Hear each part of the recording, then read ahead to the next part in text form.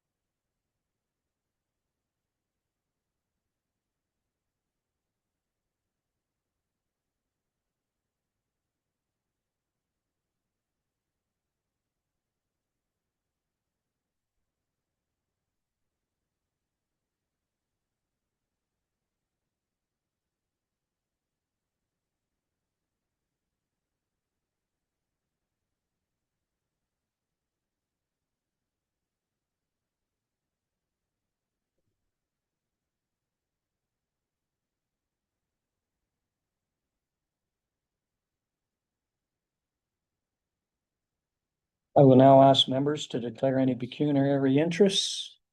Seeing no hands, may I get a motion to approve today's agenda as circulated and or amended? As circulated, Deputy Mayor Burt, seconder, Councillor Hodge Greaves. All in favor? Motion's carried. I'm looking for a motion to adopt the regular meeting minutes of November 25th as circulated or amended. Councillor Walsh. As circulated. As circulated. Councillor Hodge Greaves. Any questions or comments? All in favor? Motion's carried. Business arising from the minutes, there was none. Moving along to consent agenda. We have correspondence items C1 through C9, staff reports R1 and R2, and minutes from the Business Advisory Committee and Public Library. Do we have somebody to approve as circulated or amended? Councillor War? As circulated with comment on C2, C5, and C6. 2, 6 again. Seconder, Deputy Mayor Burt. And with the comment as well, if I may, R2. Okay. We'll start off with Councillor War, C2. Thank you, through the mayor. For the C2, it's the Eorn cell gap project, and I know that the towers are in service in our area, but I recently was talking with Nexicom, and there is availability on the cell tower in Westwood. They've increased their amount that they can have, and so if you know of people that are looking for cell service, the cell tower in Westwood has availability. And moving along to C5. Yes, thank you. For you, Mayor. C5 was the Orca report, and I recently read that Jeanette Lovey-Smith has taken on the dual role with another conservation authority. Yes. And I was wondering how that was working out, and it's good, I guess, to get ahead of what the government has already implemented. I can comment that she has just taken over that role. It hasn't been like a month. It hasn't been 2 weeks, I would not say. It's a work in progress, and we think it's really going to work well. I know you did comment about what the province has put down.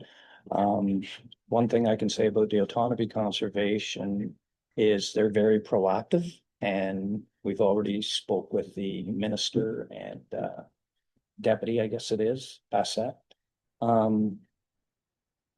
Things are looking promising, but there's a lot of negative out there. people, some of the points are valid, don't get me wrong, there's nothing that was, accompanied with any cost benefits, loss of local content, higher costs, organization layers are gonna change in governance, challenging bigger boards, et cetera. It's sort of like the police board. That was done real quick. The province just bang, that was it, we were in. And that's exactly the same as this because the royal consent was read on November 27th. So it's going ahead. So at least the conservation area here is being proactive with it. And there's some things I want to say some more, but I can't. Thank you for that. All right. And C6. Yeah, sorry, through you, Mayor, again, for C6. I noticed that Amo had also sent a letter about the blue box concerns that are taking place, and I just wanted to highlight that's good. I think that we all have concerns about where that's heading and what the result will be. And I'm just starting to hear some local complaints about that too. They're starting to realize some of the businesses around that they have to pay for it unless we come up with a solution. R2. Yeah, thank you, through you, Mayor. Thank you, Melanie, for the report. And I think certainly at the county, we looked at this, and 5 of the townships are in with the city, and it did not work well. And it cost a fair bit of money. And so anyway, the county has decided to pull out, and I'm glad to see that we're going to be going into this. And I think it just works better. Each of our municipalities is somewhat unique and certainly very different from the city. So I will be looking forward to, seeing where this goes. Now, I did have a question on it. I know it came down from the province that we had to have this plan, and you have your updates. What do those updates get sent into the province?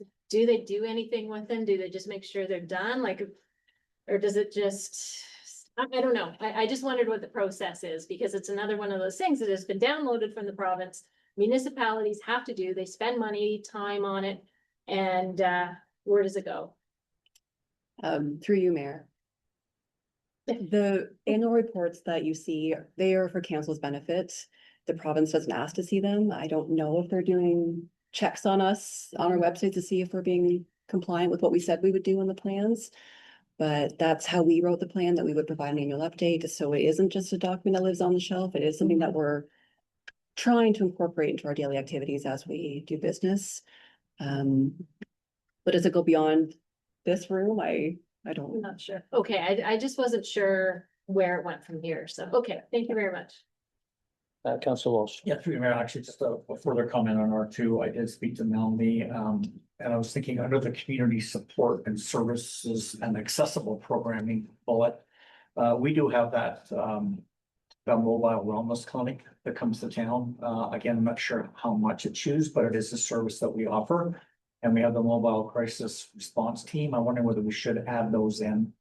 They were in the 2024 one. And I mentioned them, maybe we should have them back in there because they still are services that we offer to our residents. So.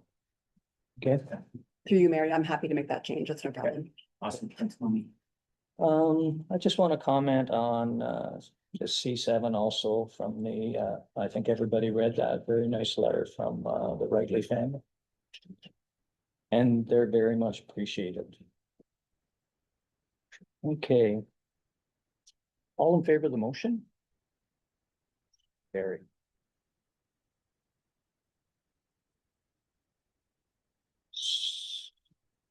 We'll move along to delegations now. On delegations, we have Joel Weeb, and he's with Alto High Speed Rail to provide a project update. Joe, you have the floor. Thanks so much. Appreciate the opportunity to provide an update and speak with all of you. Bear with me one moment, sorry. Yeah, take your time. So yeah, I think I'm here with all of you, but I'm Joel Weeb and I'm a senior advisor with community relations with Alto. And gonna give you a bit of background on the project, and then we'll go into a bit of an update on where. So as for ourselves, back in February, the Prime Minister made an announcement that via HFR would become Alto, which is us, a federal crown corporation, which is mandated to deliver high-speed rail from Toronto through to Quebec City and bring 60% of Canada's population closer together. I get to stay on that slide. So zeroing in on the specific challenges that Alto aims to address, the high-speed rail project will help to improve productivity throughout the corridor and surrounding areas by addressing increased costs in travel, fuel, vehicle maintenance, and infrastructure maintenance. Alleviating congestion on major highways and airports, and bringing disconnected communities closer together through a convenient mode of transportation that reduces greenhouse gas emissions and improves quality of life throughout the corridor. Next slide.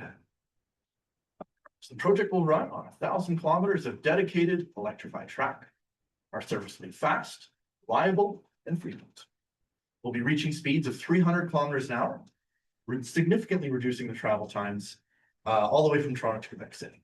And given the specific design requirements of this technology, we will need new track dedicated to moving people over, which has the benefit of increased reliability to ensure trains arrive on time and bring you where you need to go when you expect it.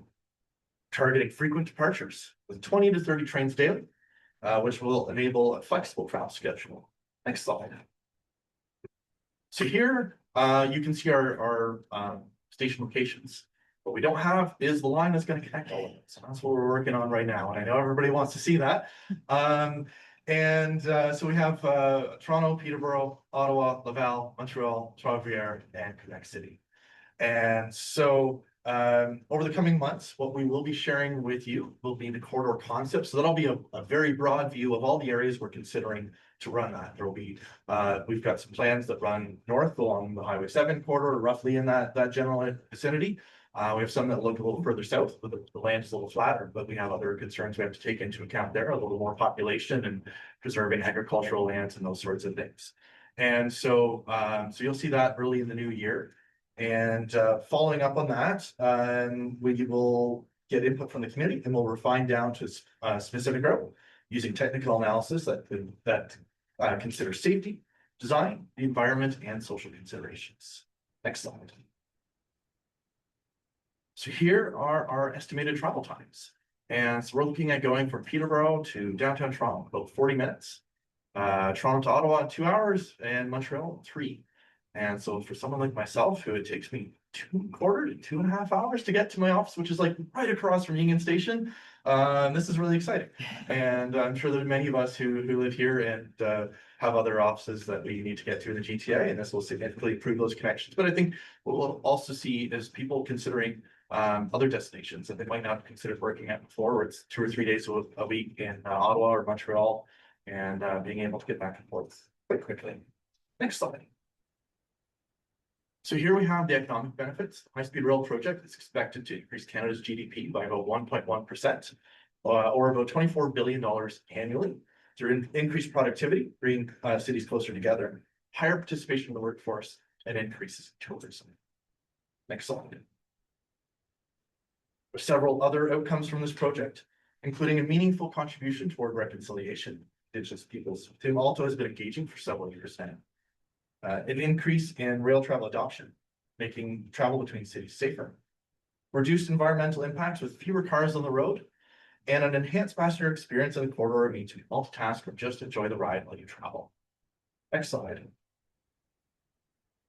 The project will also strengthen Canada's economy by sourcing goods and services right here.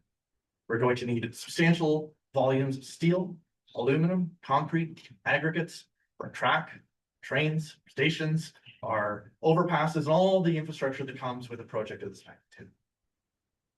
We'll be also needing the people to build it. We're expecting this project to generate about 50,000 jobs. Next slide. So Alto is not doing this work alone.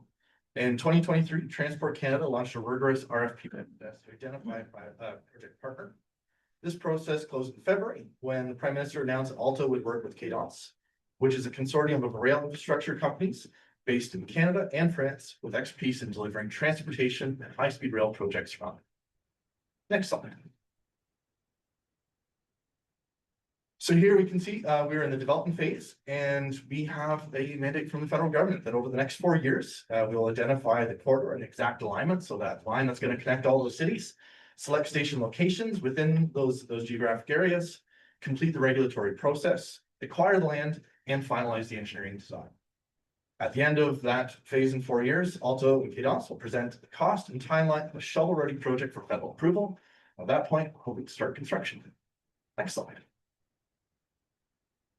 Being in the development phase means that we are engaging stakeholders, including local organizations and elected officials like yourselves, consulting with Indigenous communities and facilitating their participation in the project, and establishing a corridor. Next slide. We're aware that not all communities see themselves in this project, especially those who are not supported with one of the 7 station locations. Recognizing this, Alto is in the initial stages of creating a community benefits plan that will create sustained, measurable benefits for impacted communities along the project line. Early visions for this program include a focus on economic opportunities through employment and procurement from local businesses. Next slide. So here we get into what's going to be happening in the next few months. Alto will launch a comprehensive engagement process with several open houses, virtual information sessions, and an online platform that will focus on educating the public on high-speed rail and give participants an opportunity to share insights that will help inform the project decision-making process. As these dates are confirmed, we'll be posting those online and sharing those with the municipalities and the communities along the corridor, and hope to engage the public as we will be bringing in all of our experts within our team to take more input on setting up the rail alignment. Next slide. Underpinning our engagement here at Alto are principles that ensure that we are open, transparent, and that we reflect local needs across the corridor through respectful communications and an inclusive and collaborative approach. And the last slide. So close. I want to emphasize that our priority continues to be on building awareness of the project and sharing information with municipalities on the corridor. And I really appreciate this opportunity, especially being close to home to get over here for this one. And I welcome any questions that council may have. I got one question, Joel, only because I know from CN Rail that we have to pay for the light maintenance up at the railroad tracks. This isn't going to happen with Alto too, is it? So there will be no lights to maintain. In that sense, we'll have our own lights within for the trains. Right. There will be no level crossings. So when we're going 300 kilometers an hour, we can't Okay. risk. There'll be no places where the iron comes down, the lights flash, and the Right. traffic waits. We just can't have that kind of risk. Okay. And so we'll be going over or under with traffic everywhere Yeah. we can. And so there's other infrastructure to take into account, but Right. yeah. Okay. Councillor Ward? Thank you through you, Mayor. Thanks for the presentation. I think Yes. it's exciting on a big level, but you know, you look at, as you said, the stations that you have on page 77 of it, and there's only 7, and there's a big space between Ottawa and Peterborough. And I know that this is not at this point yet, I guess, for stakeholders to really push, but I think that it doesn't benefit a lot of Eastern Ontario when there's no stops. And, you know, when that's the population that has to get somewhere, that you would have to go to Peterborough or Ottawa to get that, and you wouldn't be benefiting on the, you know, the high speed of it. I just think there needs to be something looked at for another stop midway, or a couple more that would identify the needs of Eastern Ontario. Just thought I'll say that. And I'll say that now. heard that quite a few times on my Yeah. travels throughout that corridor, and I'm sure you have. I understand there are people who are going to be, you know, an hour or two from a station. And they won't get the same benefits as a community that's within 20 or 30 minutes of a station. With that said, we are working with those communities on those benefits plans. And so some of that will come right now. We're in that early phase of what can we do on the construction part of it, and creating local jobs in their community. And then we'll, as we go through this engagement time, we're not looking for adding more stations to the high-speed rail project. And so this is the mandate we have from Transport Canada, but we are looking at how can we minimize the negative as we go through those communities, and how can we maximize the positive returns for that? So what are the priorities? So if we go in this northern corridor, again, there will be no level crossings. This will be fenced. So we're creating a significant barrier, and we want to make sure that local agricultural businesses are able to tractors to their proper fields. We want to make sure the cottagers are still able to get to their cottage roads. We want to make sure that even if we're running through substantial amounts of crown land, that the people who've been hunting on those grounds for generations, that's taken into account. And so there's all these different factors as we go through to again minimize that negative. And then we want to hear at these community engagement sessions, what are the things that you value in your community that perhaps we can help with? And I don't know what all those are, and I don't want to presuppose without hearing from the communities themselves. Deputy Mayor Burt? Thank you through you, Mayor. Thank you for the presentation. Certainly the mayor and myself have seen a similar presentation at the county not too long ago. And I know some of the councillors who have been around a while, they've heard that high-speed rail is coming to our area for the last 30 years, and some of them are afraid they're not going to see it in their lifetime. This is a pretty ambitious timeline. So just to confirm, your development phase is 4 years, and that's from now. Yes. So you're kind of looking at construction to start 2030-ish, is that? In that range, yeah. It is in that Now, we range. will also be building in segments. Okay, Now, we won't complete one segment and then start the next. They'll be concurrent as we get through different construction phases. So it won't all of a sudden be constructed all at once. yeah. But yeah, it's very ambitious, and I get that sentiment. I've It is. lived in this community since 2008, and I've certainly heard rumblings of whether Yeah. we're talking commuter rail or high-speed rail throughout that time. I will say the various initiatives that have come through that time help set the stage for us, Right. and especially to have that stop at Peterborough. But we are at a very different point than we'd ever been before. So just as the public partner on this, I think we're about 150 staff right now who are actively working on this. We've had a budget from the federal government of about $4 billion to get this phase up and going. And so, and the only way I can fully demonstrate this is to actually start construction in 4 years. Yeah, exactly. But I do want to emphasize that we're much further than we've been for the last 30 years of those discussions. Right, and can I just have a Yes. follow-up? And I know in your presentation, it's been discussed before, this is an electrified system. Yes. So I'm just thinking, we all see it in the last few years. We get a number of storms go through, we lose that power grid, and maybe this is, later on, a question for later on, but what's the backup? Like, what does the system look like with an electrified system? If something happens with, these storms and grids go down in sections? Maybe that's not a question for you, I don't know. Well, as someone who's gone through that here as well, right? These 1 in 100-year storms seem to happen every 3 or so. Exactly. It's kind of exhausting. And to that point, we don't have all of the details yet finalized on how we're even electrifying the train. So whether it's the overhead system, which is more prone to issues with storms, or how exactly we're going about it. We have a team that's figuring out all the technical details on it. And we have the benefit of looking at decades of these types of systems in other countries. And while we've had some unique weather events in Eastern Ontario, certainly other places in Japan and Europe and such have dealt with their own issues along those lines. And so hopefully we can learn from some of their mistakes and some of their learning experiences along the way and implement that here, but it's certainly something to take out of. Councillor Hodgkrees?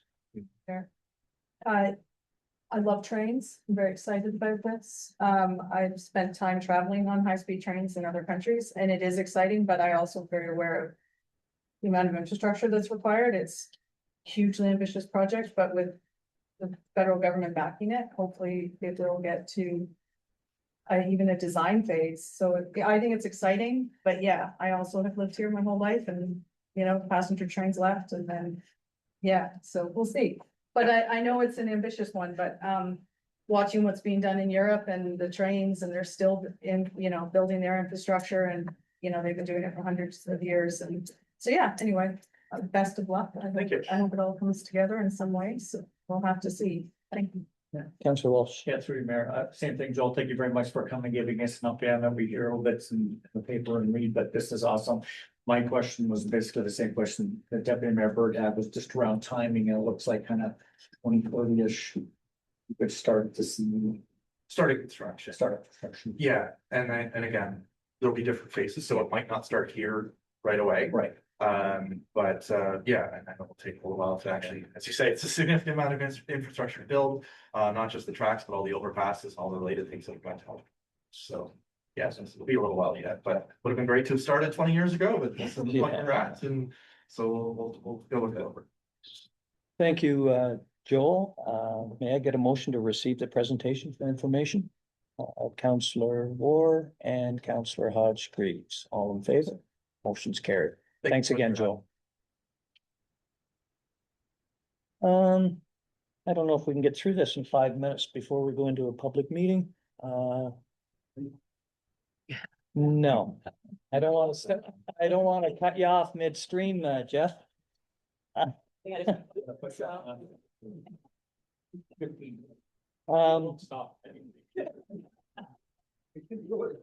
So can I have a motion for a 5-minute recess then, until the public meeting? Thank you very much, Councillor Greaves Hodge and Councillor Walsh. All in favor? Motion's carried. Thanks, Scott. Council, can I have a motion to reconvene? And Councillor Walsh, Deputy Mayor Burt, all in favor? And now can I have a motion to go into the public meeting? Councillor Walsh and Deputy Mayor Burt, all in favor? That motion's carried. Welcome, everybody. The time is 1:30. And council's entered into a public meeting for the zoning bylaw amendment number ZBLA-03-2025. Do we have any declaration of pecuniary interests? Seeing no hands. May I get a motion to approve today's public meeting agenda as circulated? Councillor War. Deputy Mayor Burt, all in favor? Motion's carried.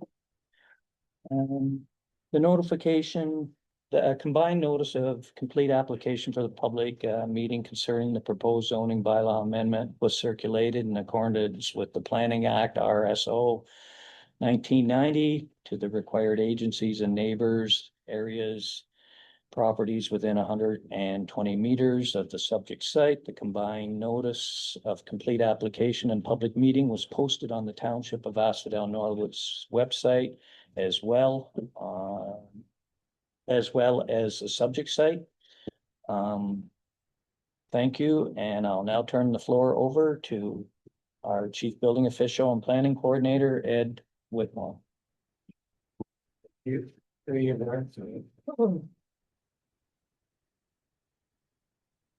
An application for consent B-97-24 and B-98-24 was submitted to the County of Peterborough Land Division by John and Cynthia Crowley to create 2 rural residential lots on River Road. They have frontage of about 174 feet and an area of about 2 acres in size. January 14th, 2025. Staff brought a report forward and council recommended approval of those 2 consent applications. The County of Peterborough Land Division approved those consent applications April 7th, 2025 with conditions.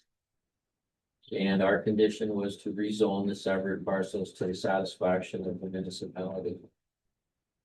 So this zoning bylaw amendment application, ZBLA-03-2025.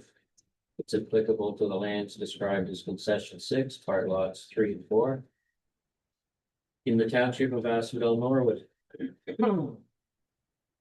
Purpose of the zoning bylaw amendment is to rezone the subject lands from a rural residential zone with a source water protection overlay, change that to a rural residential zone with source water protection overlay. The effect of the application will create 2 rural residential lots. And on the screen behind the mayor, you'll see the 2 lots that are being proposed that was approved by the County Land Division. Source water protection overlay is the small little portion of that you see on the tips on the frontage right on River Road.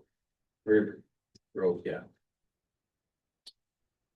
The complete application and notice of public meeting, it was circulated in accordance with the Planning Act.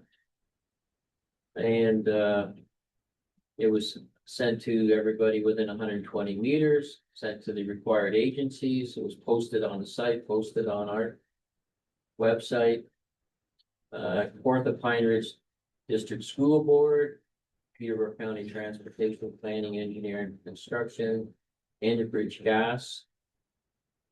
All advised they had no concerns. We, on Friday, December 5th, we received ORCA comments. They don't have any concerns outlined in their comments. And one resident came in from Varga Lane, inquired where these lots are located. And once I advised the lady where they are, then she could get a feel for where they were to be located. She was gonna have a look at the location. And she didn't voice any concerns. And wanted to just make sure there was no subdivision or anything going in. And there's definitely no subdivision or anything like that going in. There's only those two proposed lots. The zoning bylaw amendment is subject to a 20-day appeal period. No appeals are received during this time. The amendment will become final and binding. Due to the holiday office closure, the appeal period has been extended to January 5th of 2026 at 4:30 p.m. And I would just like to read the right to appeal.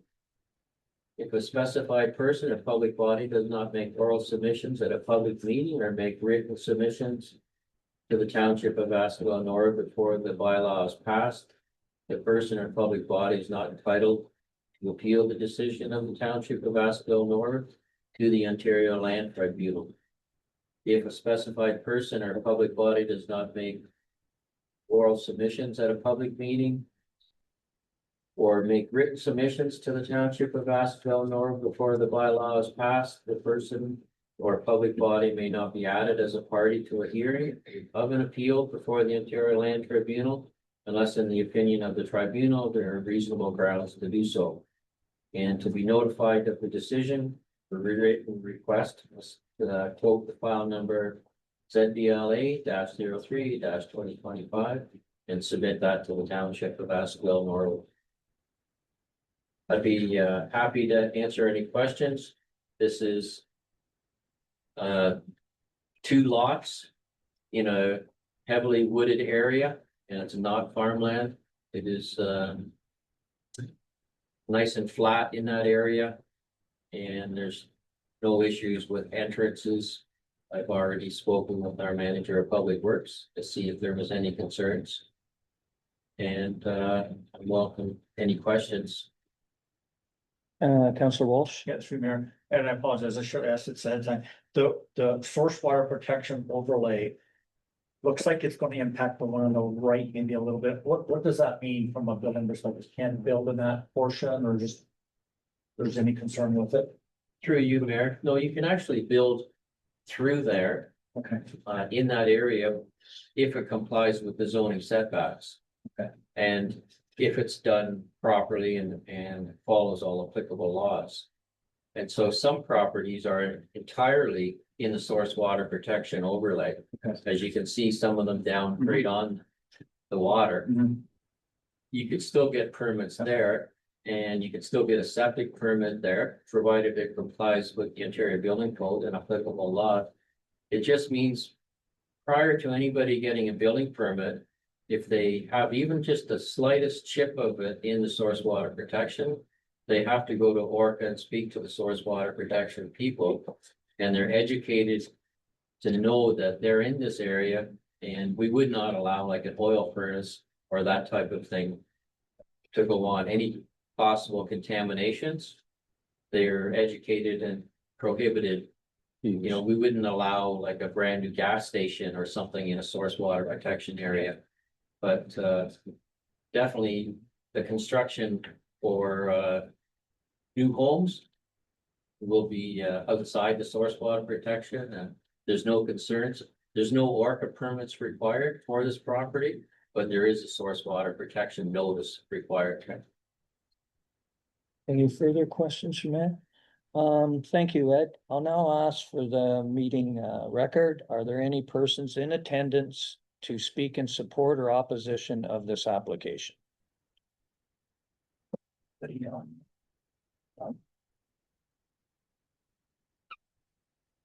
All right, moving along, I'll move along to the recommendation. Motion for council consideration that the council of the township of Asphodel-Norwood accepts this report, and further that council directs staff to prepare a bylaw that will rezone the subject lands to rural residential zone with source water management protection overlay. Moved by Deputy Mayor Burt. Yes, you can have a recorded vote. Deputy Mayor Burt and Councillor War.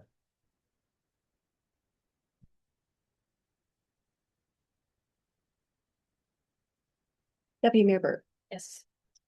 Councillor Hodge Grooms, No. Councillor Walsh, Yes. Councillor War, Yes. Mayor Wilford. Yes. Motion is carried. I'll now ask for a motion for adjournment of the public meeting, and the time is 1:40 to go back to our regular council meeting to resume. Councillor Ward and Councillor Hodge, are you all in favor? That motion is carried.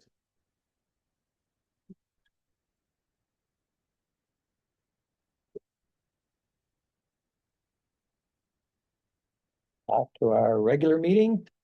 I'll now ask for staff reports and our manager of Public Works and Environmental Services to proceed with R3. Jeff Walden, Manager of Public Works and Environmental Services. Great, thanks, Mayor and Council. Much like our delegation, this process seems to be moving 300 kilometers an hour. I kind of generated the report as a recap. So as you're all aware, in early November, we were offered a 1-year extension to in our bin service at our transfer station, which is good news. So it will help us get to that. The next step, and we considered a stepping stone to get us there. So with that, the options were stop accepting non-eligible sources completely. Option 2 was, segregate at depots, accepting non-eligible sources and as well as household materials. And option 3 was elimination with a formula of maximum tonnage. Every one of them seems to have an impact somehow with, as we discussed, option 2 seeming more favorable for our sorry, I'm fighting with the cold. Anyways, so that was kind of the recap. I combined the two things around the action list, was the curbside changes and this report as well, which is kind of combined them together to discuss everything today. So from there, I went into the curbside changes.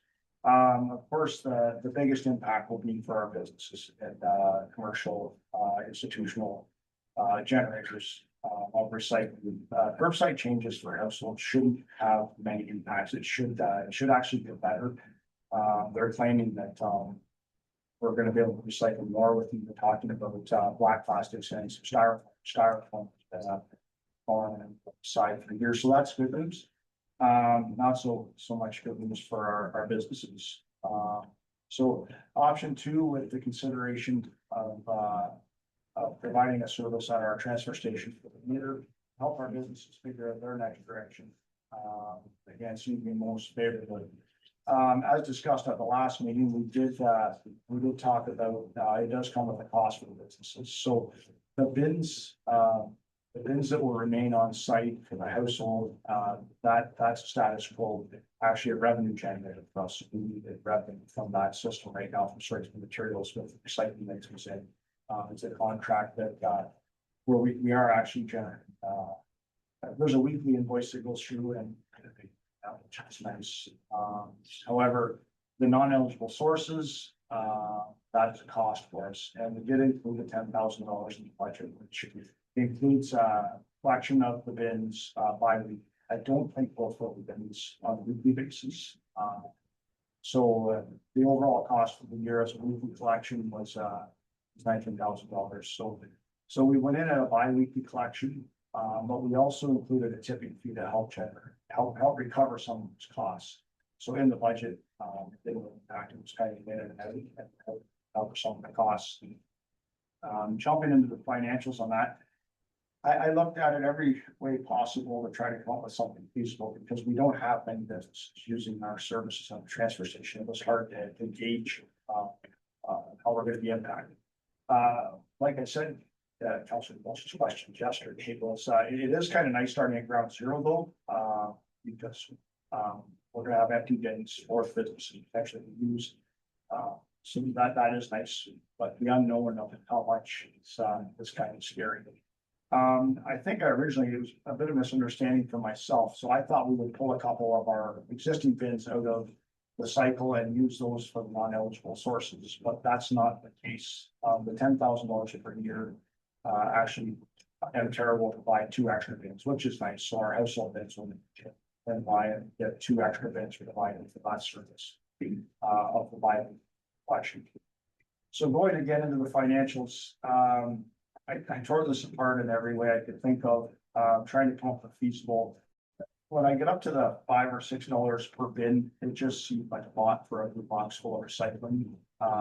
So $3 kind of landed on a nice number for a cost for tipping, and it seems like a reasonable amount of number of transactions per bin at 64 to cover our costs. So we're $96.50 per bin. That's what our costs are. So 64 transactions seems realistic, maybe not so much in the winter time, but I think summertime we might have more. Again, a lot of unknowns with how much we're gonna receive from the businesses. There is a few smaller home run businesses that use the service, but we don't have any big generators. So with that being said, we looked at $3 per blue box, and then the next step further was more of a bulk price. Trailer over truckload shows up. So again, kind of dissected that and went through it. And then when I compared it to our curbside, I'm like, oh, we nailed the bag price and the bulk price. So it was staring me right in the face all along, which I think so. After we got through it all, so it's very similar to what our garbage and waste collection is. So we're $3 a tiny out there, and then $20 if you compare it for bulk. So that kind of goes hand in hand. And then, like I said, the hope is to help absorb some of those costs. Yeah. Again, the stepping stone for our businesses. I love the comment actually that you're getting some complaints. That means that it's out there. They're hearing it, so that's actually a good thing that it is getting out there, because it is kind of scary. We don't have an emailing list of each individual business, so we're doing the best we can with that. So, but like I said, if you're getting those comments, it is getting out there, so that is a good. Again, we did the best we could with little information. I'm happy to answer any questions. Okay, thank you, Jeff. Councilor Walsh. Yeah, thanks, Jeff, for putting this together. I'm really on short notice. It's been a kind of a moving target all along. Thank you for answering my questions. Just a couple clarity if I can. One is the $3 per blue box seems fair because it matches what a bag would be if you were to bring a bag of garbage to the transfer. That would be for a resident and ineligible service of businesses. The $3 would be for businesses only. Through their businesses only and eligible sources. So that also takes in like multi-residential places. They're also not getting curbside now, so that will take that as well. Okay. Yeah, the household is strictly business as usual for that. Okay. So you got follow up? Yeah, just a follow up and or Mayor Wolfer, I checked it before the meeting. I think we're starting to realize that businesses are starting to realize that, January 1st is here and I may not have a plan. I think this is a great stepping stone. I think the $3 seems like a fair amount. I think there will be businesses, whether they're home-based, which I hadn't really thought of, which obviously it's very good. Or just business in town that I've not even thought about it yet. It's like, oh man, it's like 3 weeks away and I haven't got this figured out. I think $3 a box seems like a fair. And I think the other piece to it is, let's just use the year to educate that this is a 1-year thing. May not happen in 2027, but we do need to find a way to have a distribution list that we can get out to our businesses. And I'm surprised we don't have one, but Yeah, I think education is kind of step two to it, but I think the $3 is fair. Deputy Mayor. Thank you, Mayor. Yeah, thanks for this, Jeff. I know it's been a bit of a whirlwind. So, and I think it's important for people to realize that, these businesses have been subsidized over the last year or two through the county at the tune of $640,000. So it, you know, it's not easy to start paying, but hopefully they realize that it has been paid for by the taxpayers for the last little while at their expense as well. When I read through, the $3 and the $20, I wrote down 5 and 25. I'm not opposed to going up, so I'm just like, and I'm okay with your recommendation. But as we go through, January to June, will you come back with like a 6-month review to see what the numbers are, and then we can take a look where we're sitting? This is all new to us. We don't know what it's gonna look like coming in. And I'm just wondering if we could do that, because obviously you'll have the numbers and the tonnage and the amount of money coming in. So on that note, how, I guess it's just the process, like how does this look from an operational standpoint with Leanne up there? Like, how does she know they're not, dropping off for their home or their business? Like, how's that gonna look? Are they gonna have a card? Or, I guess from an operational standpoint, I'm just curious. Yeah, through the Mayor, it's, yeah, it's a tough one. It is Yeah. gonna be tough for her, and we're hoping they're transparent. About that. When a business comes in. Yeah, if it's a default vehicle, then, that's gonna be a tell like this. Yeah, we're hoping businesses are transparent. Because it's gonna be hard, like you say, there's home-based businesses, and I don't know, it just seems that the province has downloaded this problem, which wasn't a problem before, and now it is, and it's so frustrating. And you can see for the last, 18 months, municipalities have been trying to work through this, and here we are, and again, it's another download onto us, and it's very frustrating, so. Councilor Wolf. Yes, thank you through you, Mayor, to Jeff, thanks again for the report, and I just want to expand on what Deputy Mayor Burt was saying about, the fair cost recovery for businesses, and whether it should be a little higher. And just because you don't want to get in and all of a sudden it's $10,000 more than you anticipated at the end of the year. And so do you think that a 3 or 4 month, review, and are we allowed to increase that tipping fee halfway or quarter through the year? I don't even know if that's feasible. That would be a question to staff. If we revisit it, are we allowed to move it up so that it isn't a cost that we're not expected, it's not budgeted for? So that's my question. Yeah. Jeff. Through you, Mayor, I think a 4-way point review would be a great idea, and I do have a feeling that we might see more changes in next year with how it's going to be handled, because it's not a clean over. So maybe at that point we might have a different direction from surfing the trails, LGR, PRA, whatever. So I think that's probably a good idea. Sure, it is only a 1-year extension, so I guess we could bring a review at the end of the first quarter, and then maybe revisit if we want to adjust pricing or how we want to handle it from there. Right. Councillor Hodgegreaves. Through you, just, excuse me. Because there is a lot of strong advocacy from PAMO and everyone else about this whole situation, so maybe it'll all go by. My other question to you, Jeff, is the size of the blue box. At home, I have giant blue boxes. Do you need the little ones? Yeah, through you, Mayor, I just based it on your typical, Okay. yeah, we do, I know there's taller ones and Leanne's discretion, Leanne was a great, yeah, those are fine, so. It's good. It is. Thank you for all your work and constant changing of goalposts. Any further comments? Questions? No? Well, thank you, Jeff.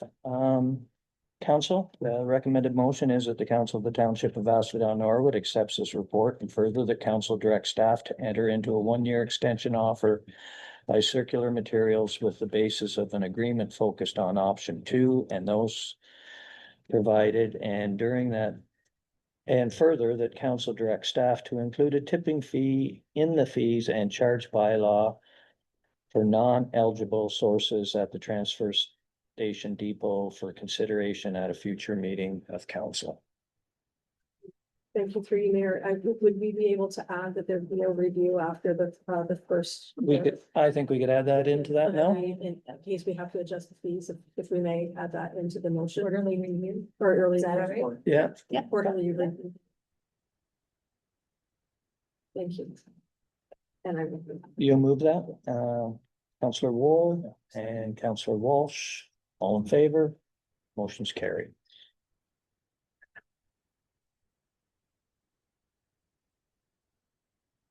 Moving along to R4. CAO Mike Rudder, please proceed with fees, charges, bylaw update. Thank you, Mayor Wilford. The report is in front of you. I think it's fairly self-explanatory. We are recommending a number of fee adjustments as part of the regular review that we do of fees and charges bylaw. One of them is a 3% increase in fees around our fitness center memberships. I think that's been well debated and that is really based on the direction we received from council. We have a water and wastewater, the water meter fee we increased. That is really based on the purchase price of the meter, plus a smaller min portion. And our building and planning department staff will support with finance undertook a review of Peterborough County municipalities to look at rates in comparison to other communities with their portfolio. Most of the recommendations are based on the average of those charged in Peterborough County municipalities rounded for ease of administration.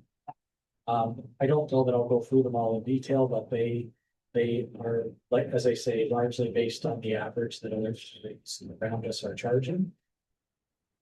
There were a couple fees that, as we did that review, or as staff did that review, that we saw that other communities were charging as a norm, and we weren't. The cash in lieu of parkland for other lots, that is very common. In fact, this is the only one I've ever seen in my travels that didn't charge it. So they're recommending a charge of $1,250 per lot for that fee. And the review and comment on consent applications be $207. So our recommendation is that council approve those fee amendments. Direct staff to bring forward a bylaw later in this meeting. Those bylaws effective those fees effective January 1st, 2026. Any questions, comments? Deputy Mayor Bird? Thank you, through you, Mayor. Thank you for the report. And yeah, I think this is wise to go through this, that we do land in the middle. And I can remember when I first started on County Land Division Committee, everyone we went through at Cash and Lieu Parkland. And I can remember asking our CAO at the time why we weren't. And I honestly don't remember the answer. But I remember asking the question, and I'd have to look back a number of years because I've been on that committee for quite a while. And yeah, everybody charges in. It can be anywhere from, $1,000 up to $1,500. So I like the fact that we're in the middle. All of these cost money to, staff time, to admin, to whatever. And, we can't stay the same. And yeah, I have no problem with this. Some of them jump higher than others, but I think we can't ignore these fees. And it looks like they've maybe been ignored for a while. So I'm in support of it. Councillor Walsh? Maybe a silly question, but can you just explain to me what cash in lieu of parkland means? Sorry. Through you, Mr. Mayor, I think there's a recognition that when a lot is created, there's a need for recreation, and so what this does is, as a cash, you can actually provide parkland as well. Or you have the option to do cash. So most municipalities have gone, so rather than requiring developments or others to provide parks, they say we have an adequate park system. This money can only be used, it has to be set in a dedicated reserve. Okay. And just for recreation capital countries or. Procurement, I should say. Any further comments? Councillor Hodge-Greaves.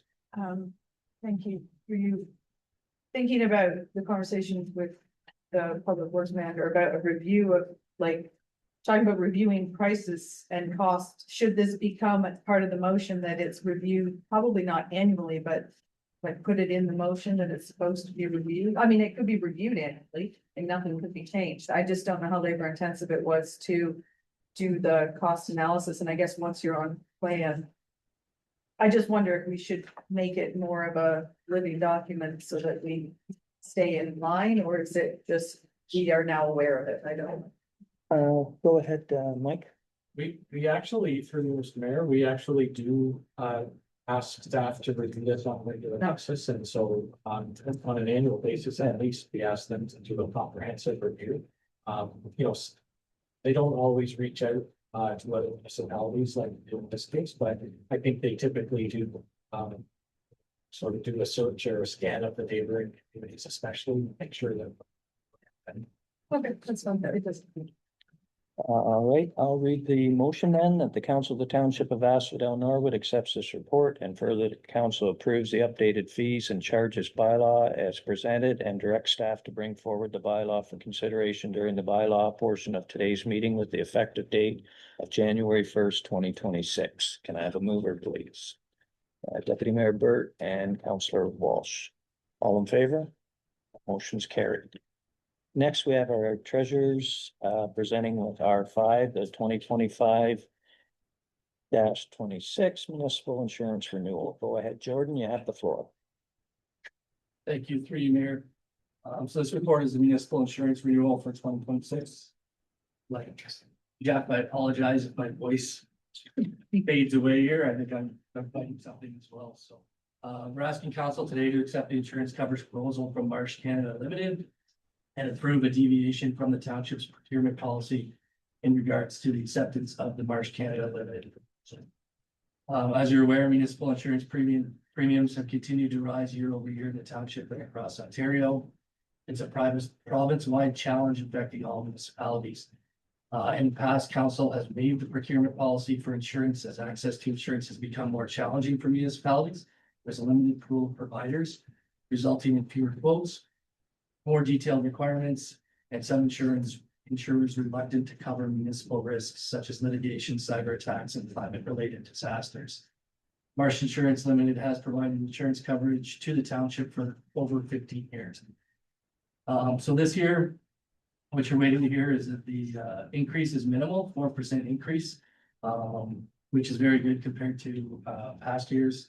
I think last year was 16% in 2025, we had a 20% increase in 2024 and a 14% increase in 2023. So we've been fortunate this year. That has decreased. Some of the reasons for the changes is we've seen a reduction in our crime and cyber charges due to the claims history. Our automobile premium reduction has decreased by about 10%. But we've also seen increases due to market inflationary changes in environmental liability, general liability, umbrella coverage, and as well as 3% increase for inflation in the automobile category as well. I know last year we discussed potentially taking a deeper dive into the insurance costing and if we could find better costing. I know it was discussed in the treasurer's group at the county level, but a group insurance RFP. There's a lot of uncertainty heading down that path, depending on what goes on in other municipalities. So it never moved forward. It's one thing that we'll continue to keep our eye on. I think it was mentioned during one of the budget meetings that the county has gone through a new insurance provider. Did I hear that correctly? So we'll look into that and try to gather some information and maybe bring back a report at some point that's later in 2026 with an update. If you have any questions, and my best to investigate. Any questions, Deputy Member? Thank you, through you, Mayor. Thank you. It's nice to see that total come down considerably from the last couple of years. And I guess my question is to Mike or to Jordan. I know a number of years ago, through AMO and Roma, it was the big topic. Maybe 5, 6, 7 years ago, that joint and several liability reform. And then it kind of weaned off you don't see that often. And I know, every community was, going to the conferences, and that's what they wanted to talk about, and nothing really happened. Is that on the horizon? Like, have you noticed much going on with that? Through you, my understanding is that, they were very close to coming up with a solution that, based on Saskatchewan model, if I remember correctly. But the trial lawyers association and some of the insurance stepped in and felt like it was inappropriate, and the government backed down. So I don't know that it's actually still on the table at all. It's obviously still a large concern for municipalities, but to my knowledge, it's not a high priority for this government. Okay, thank you. Councillor Ward. Yeah, thank you, through you. Just a comment. Previous years, we've always seemed to be waiting for the insurance policy. Like, sometimes we even have a special meeting. Is there any reason why this year, like, we see, like it seemed to come in with what the pricing was going to be in a timely manner? Like, it just, Yeah. I was just curious if there was a reason for that. Through you, Mayor. I'd Well, like to you- take credit for it. I think it's just maybe new last year and us getting some of the information. So last year, sometimes we're waiting on the insurance company to provide us with documentation that we need to fill out, and sometimes they're waiting for us. So it kind of goes hand in hand this year. We just had our radar on it a little bit sooner. Pam in the office also is a key contributor to gathering information here. So she's one of the main reasons that we're able to expedite the pricing. And then obviously with the budget schedule changing from last year, we wanted to make sure that we were getting information as quickly as we could, in the hope that we could have the final information before we adopted the final budget. No, it was great. I was just surprised, because I know in the past we've been waiting, not just with you starting last year. I mean, like previous years, we've always been waiting for the quote coming in. So anyways, thank you. No further questions. I'll read the recommended motion that the Council of the Township of Asphodel-Norwood receives this report, and further that Council accepts Marsh Canada Limited's proposal for insurance coverage for the policy term of December 31st, 2025 to December 31st, 2026, and further that Council approves a deviation from the township's procurement policy in regards to the acceptance. Mover, Councillor Walsh. Councillor Hodge-Greaves, all in favor? Motion is carried. Jordan, you can please continue on with R6, the final 2026 municipal operating and capital budget. Thank you, through you, Mayor. So today we're presenting the final 2026 municipal operating and capital budget, as well as the Norwood Water, Norwood Wastewater, and Trentview States budgets. So the slide shows the budget process. It began October 30th with a special council meeting and presentation of the first draft. The next two regular scheduled council meetings in November, we presented second draft and third draft departmental budgets. And then we're here today hoping to adopt the final budget December 9th, 2025. Staff would like to thank council for their recommendations and support throughout the 2026 budget process. Adopting the budget today will allow staff 12 full months for effective planning, procurement, and achievement of budget objectives. So you've seen this slide during the draft presentation, as well as the last couple of years for budgets. A lot of the items remain the same year over year, but I'll just touch on them quickly. So these are some of the pressures that we experienced in preparing the 2026 budget. We have an impact freeze on assessment. So in Ontario, property assessments are conducted by the Municipal Property Assessment Corporation. Impact determines the assessed value of properties, which municipalities use to calculate property taxes, which is our main source of revenue. Under normal circumstances, impact updates property values every 4 years to reflect current market conditions. Although the last full reassessment was completed in 2016 with values based on January 1st, 2016 market levels. In 2020, during the COVID-19 pandemic, the province postponed the scheduled 2020 assessment to provide stability and predictability for taxpayers and businesses. This postponement has been extended multiple times, meaning all property taxes continue to be based on 2016 assessed values of properties. As of 2025, the province has not yet announced the assessment date. We also have an increase in OPP police costing. In 2025, municipalities faced large OPP billing increases due to changes in the collective agreement. You might have remembered in the 2025 budget process that we received costing from the OPP. It kind of caused an issue and it went back to the OPP and there was a discount provided for last year, but we were given the heads up that we needed to start planning for 2026 and future years. So this past Friday, we received notification that the 2026 municipal billing will increase by $74,622 from the 2025 amount. The $74,000 is capped.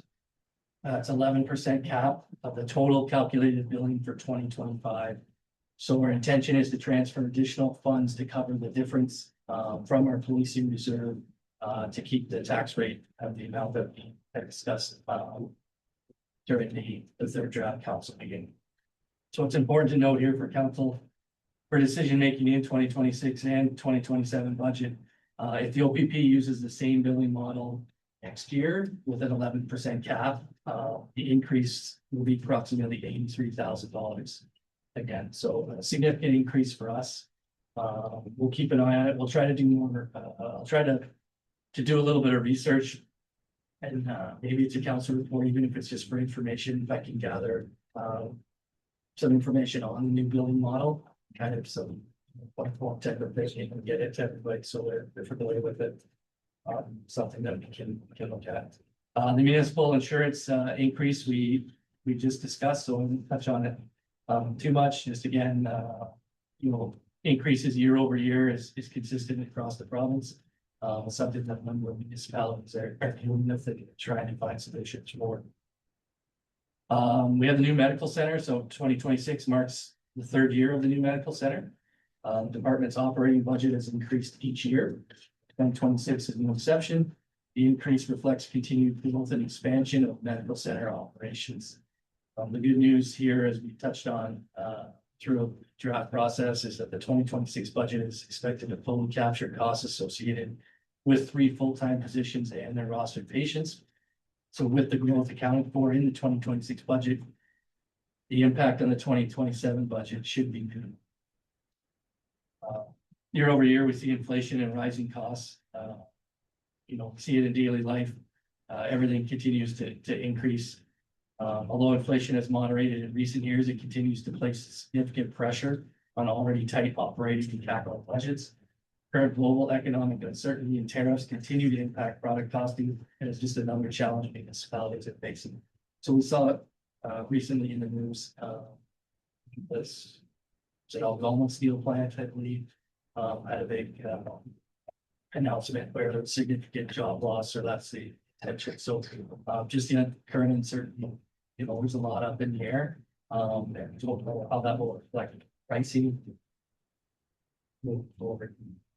We also have the replacement of aging assets, as you're aware, through the asset management plan. The budget includes an allocation of 1.5% of the tax levy for current asset replacement.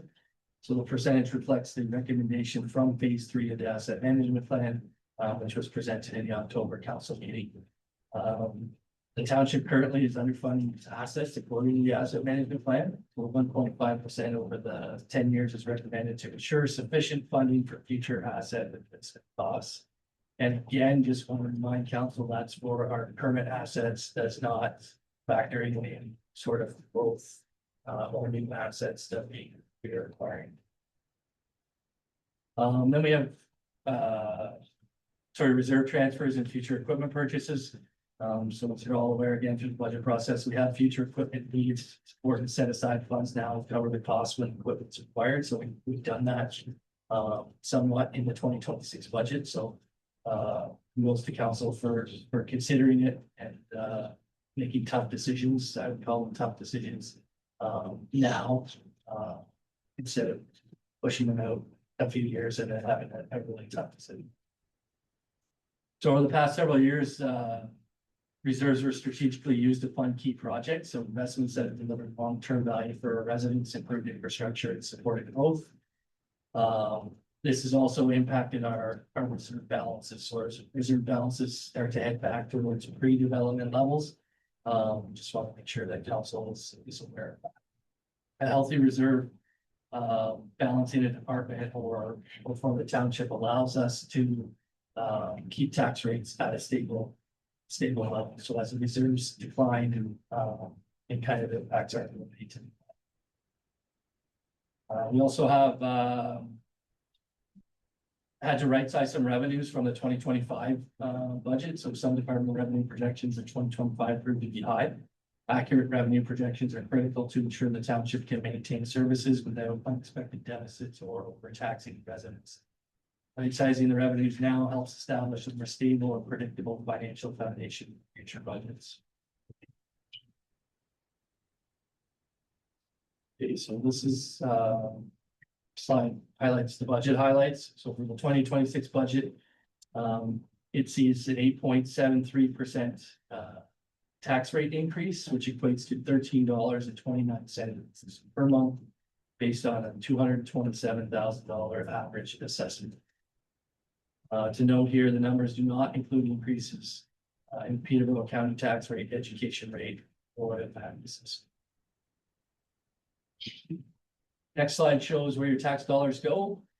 56% to the township, 30% to the county, and 14% to education. And then the slide here shows our weighted assessment for 2026. So this is according to the 2026 tax roll, which we received just prior to sending in the council information. So 2026 will see a 1% increase in 2026 weighted assessment from 2025. Now I'll just go through the departments quickly and touch on the kind of the key impacts or drivers for each department in 2026. So this is the council boards and committees department. 2026 sees a $5,115 increase in the tax requirement from 2025. So of note here for 2026 is the upcoming 2026 election. In 2023, 2024, and 2025, council department budgets have included a $7,000 transfer to reserve each year to plan for the 2026 election cost.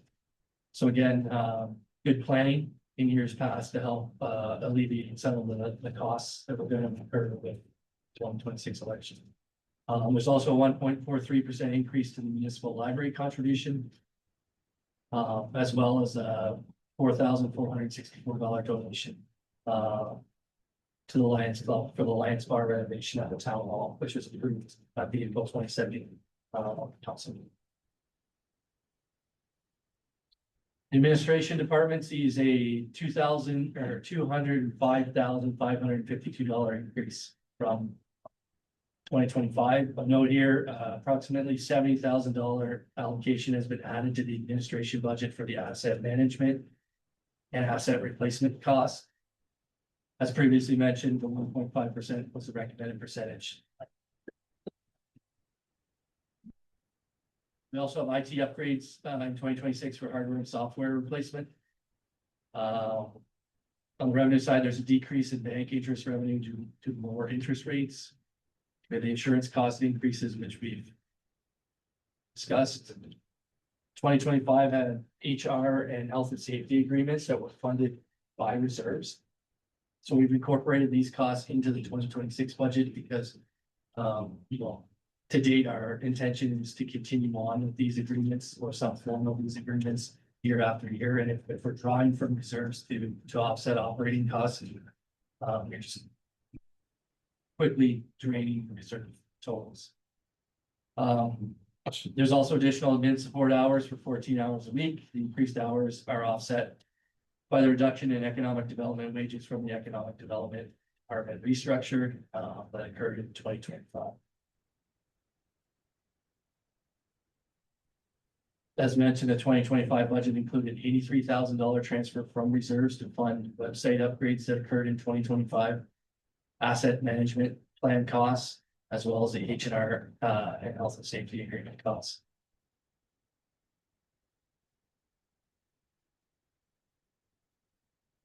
Okay, so the facilities department sees a decrease of $30,553 in the tax requirement from 2025.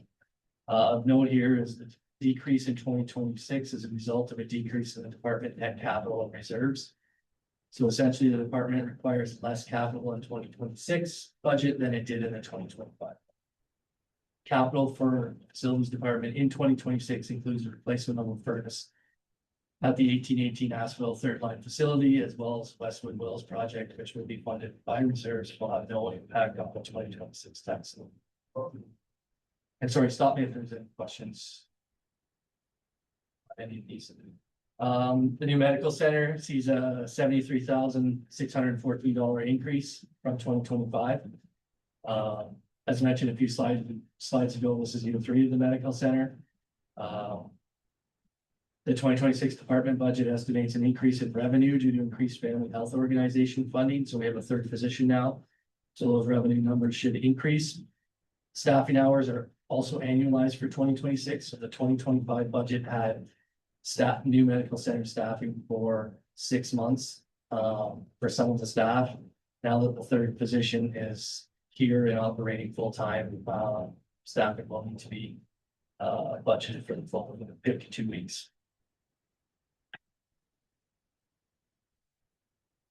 It also included our funds for legal fees associated with the potential move to a nonprofit structure.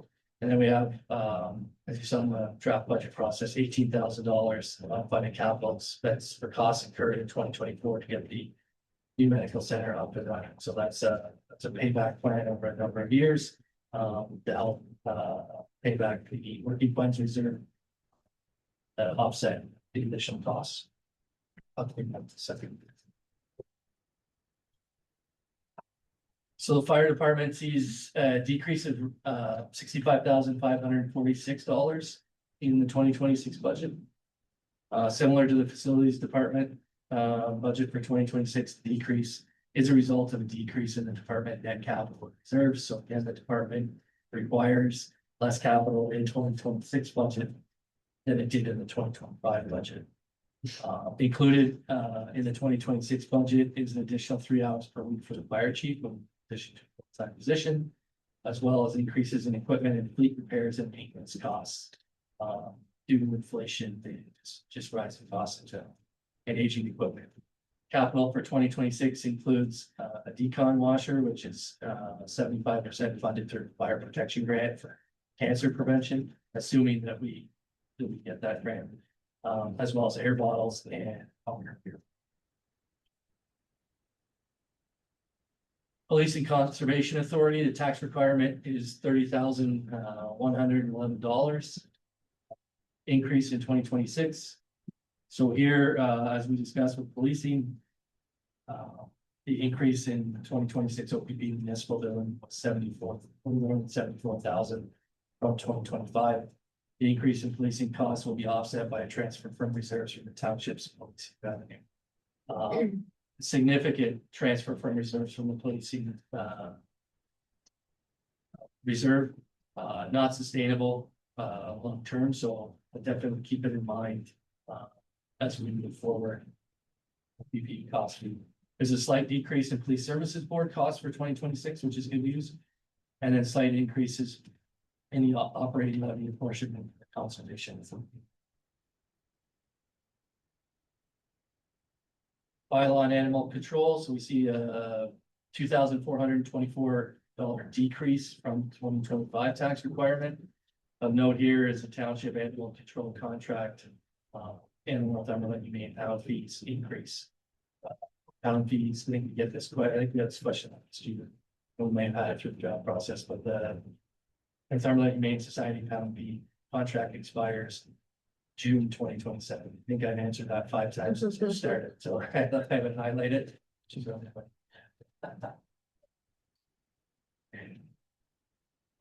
Building department, so the building department is self-funded and surplus is allocated to reserves for the Ontario Building Code. Of note for 2026 is $89,650 transfer from reserve is required to offset department costs. The $89,000 amount is down from $133,000 transferred from reserve in the 2025 budget. So the decrease here is a result of reduced staffing levels that occurred in 2025 in the department and reduction of the department's computer expenses budget from 2025. 2025 computer expenses had one-time fees that aren't required in 2026. Transportation was well discussed during the draft budget process this year. So 2026 sees a $113,996 increase from 2025. So to note here, we've increased gravel resurfacing costs. We have increased training, software licensing and insurance cost increases. And then the capital for 2026 includes the 7th line surface treatment, 8th line surface treatment, River Road, Baker Street. We have a lease for the new grader, as well as a one-time truck, plow and sander.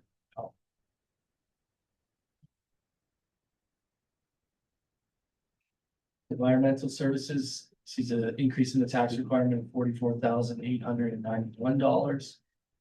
The estimated landfill closure costs for the first phase of the closure of the northern landfill bill.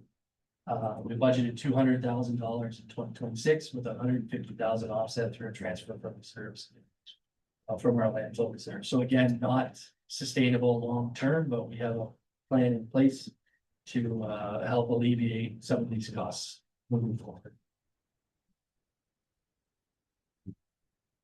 Okay, the recreation budget, again, $129,046 increase from 2025. So the 2026 notes here is that there's been increases in community center utility, building and equipment repair and maintenance costs, as well as insurance costs. With capital for 2026 includes the dehumidifier replacement at the community center, splash pad pump replacement, and transfer to reserves for the compressors and for the arena.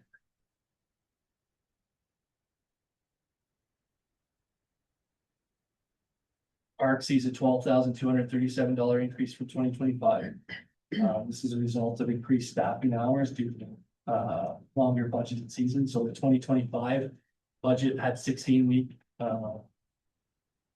had part-time staffing budgeted for 16 weeks. For the 2026 will budget for 18 weeks, as well as park mulch and trees at multiple park locations.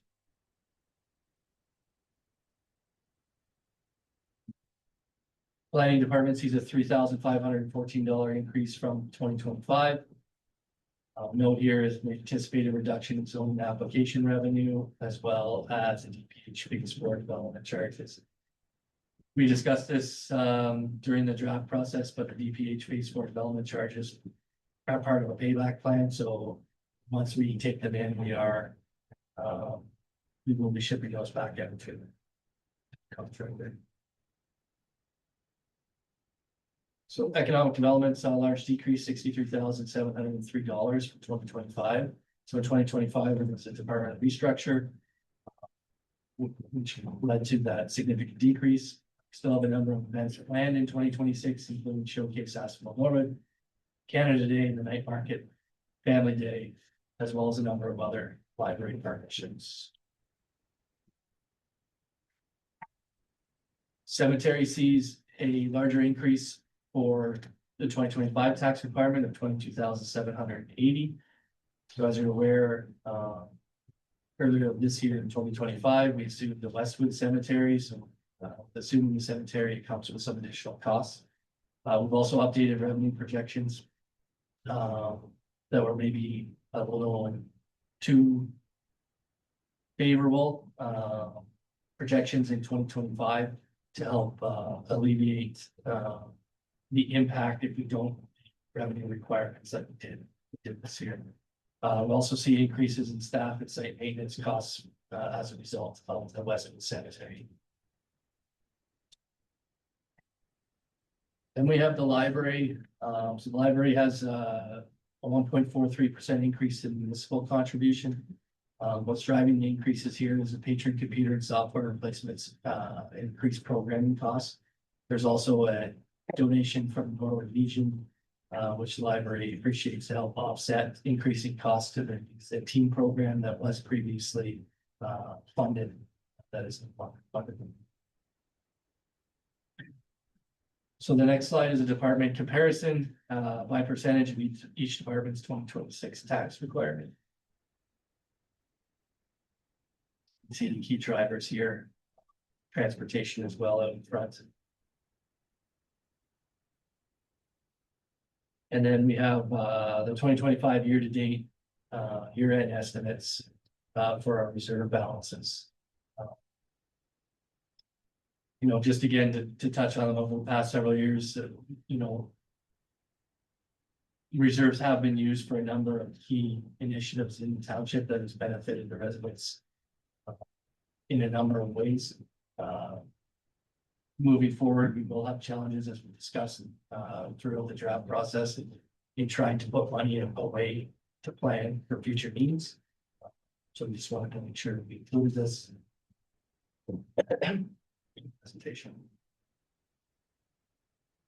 So that's it for the municipal operating and capital budget. If there are any questions or comments, I'm happy to do my best to address them.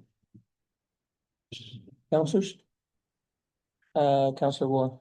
Thank you, through Mayor. Again, thank you for all the work that you've done on this.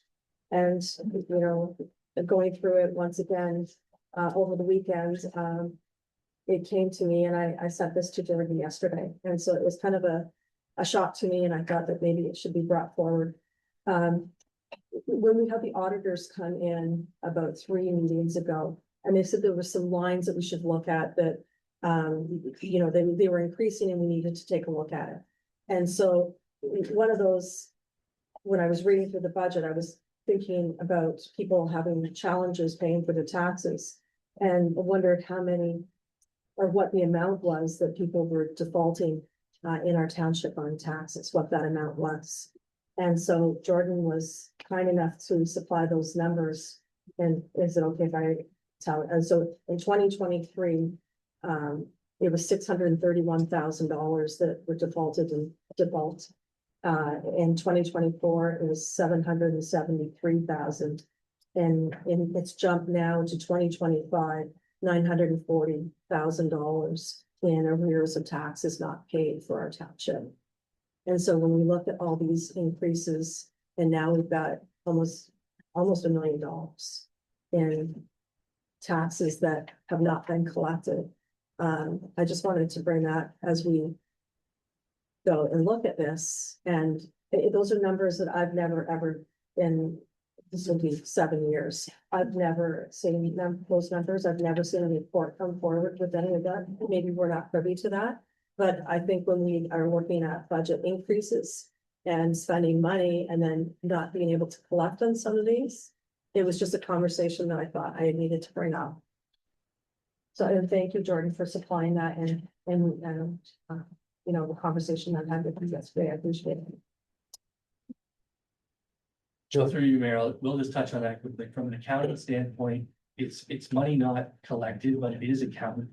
So when the taxes go out, we have a receivable set up. So the numbers that Paula just mentioned are accounted for as revenue in our budgets and within the township.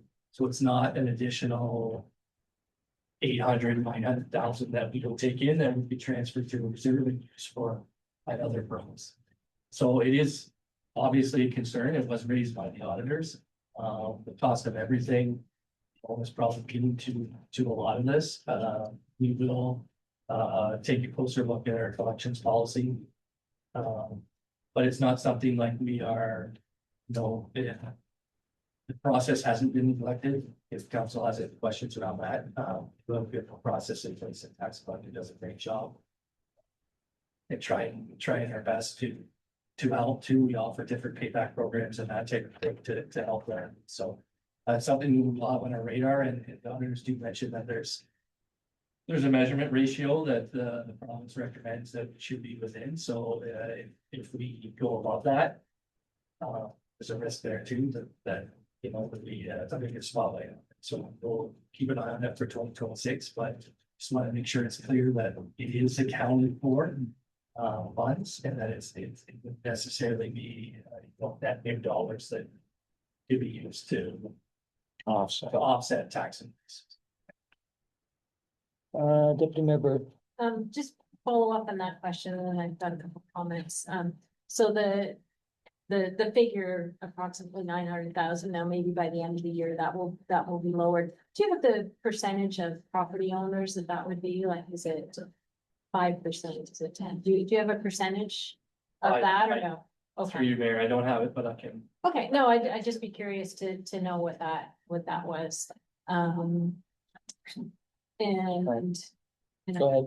Go ahead. Okay, so thank you to, you know, all the staff and all the managers who have worked hard on this. We've seen this several times now. We have debated hours on this, and here we are in our last meeting. I think as we go through, and certainly in all the departments, I think it's wise to keep in mind we are service industry, the municipality really is. And when we cut, we are cutting services. I don't, you know, we certainly haven't severed anything off. We haven't cut, but I think as we go through into next year, we really have to prioritize both where we are and where we want to be. And I think property tax is an antiquated system. You know, we've had a lot of downloads from the province. You know, as a township, we're funding a lot of healthcare, but so do many townships. Certainly the county, you know, we fund half the paramedics, for example. We fund 65% public health.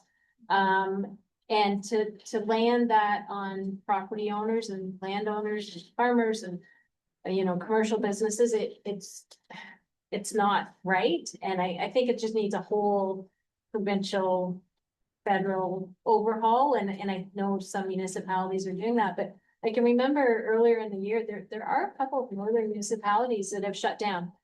They basically declared bankruptcy. Everyone is gone, and I don't know, I have no idea what that would look like or how it's going. We're not there. You know, it is a reality, and really, I think the 444 municipalities, I think we really have to take up, you know, the flag, and okay, well, how can we change this old system of taxation at the municipal level? But that's another job for another day. But no, as we go through, I think something that we have to look at, and I know we brought it up a couple meetings ago, is, you know, looking at our purchasing policy, that, you know, we're looking at a lease for the grader, because there's just no financial way we can afford to buy one. I think, you know, we're looking at the 1-ton truck. Do we have to purchase new, or can we purchase a truck coming off a 1-year lease from someplace else? So I think we really have to look at those purchasing policies and how we acquire these things. Anyway, I don't really have any comment. Don't love the budget. I don't think anybody does sitting around this table, but I think it's a responsible one for where we need to be in 2, 3, 4 years. So I think we've done a lot of work, which will help the next council, whoever that is, sitting around the table next year at this time. We're maybe taking that hit a little bit, but at $13.29 a month, when you look at it that way, it's not so bad. The percentage is high, but the percentage changes depending on the amount. I don't really have a question, and I'm rambling, so I'll end. That's your comment, is it? That's my comment. Okay. Councillor Walsh. Thank you, through you, Mayor. I actually just a follow up to Councillor Ward. That's a little shocking that we have that much taxation in arrears. That's almost 20% of our 25 budget that has not been realized yet. I know we have it in there, thinking that it's going to be revenue, but it may never be revenue for us, or maybe much delayed out. So that is a little concern, and I'm sure Jordan we're doing everything we can, but I guess that's an area we maybe need to look at whatever more we can do, because that is a bit alarming. I have two other points if I can there. Yes. One is just, it really is just to build upon what Deputy Mayor Burt said around, purchasing policies, shared services. I continue to harp on this one. We need to look wherever we can from a shared service standpoint with other municipalities on anything you can think of that you need to buy or can we share. We just need to break down those barriers with the neighboring municipalities and see what we can do on things that you need to buy, or we can share buying that would just, potentially cut costs in half or a third if we got a couple others involved. But my last point is around, it is an 8.73% increase, but I want the public to be aware that we are being responsible from the standpoint of starting to save for the future. So 208K of that is actually putting money aside for projects in the next 1 to 2 year, which to me is very responsible. That we could have come in with a tax rate that was half, but in 2 years from now, we would be in need of money to buy things. So, we've got money set aside for compressors in the arena, for the community center roof and a tandem truck. So we can make decisions to not worry about them, deal with them later, but I think we're being fiscally responsible by starting to set money aside, which is no different than a homeowner at home. When we've got something to do large in your house, you start saving for it now.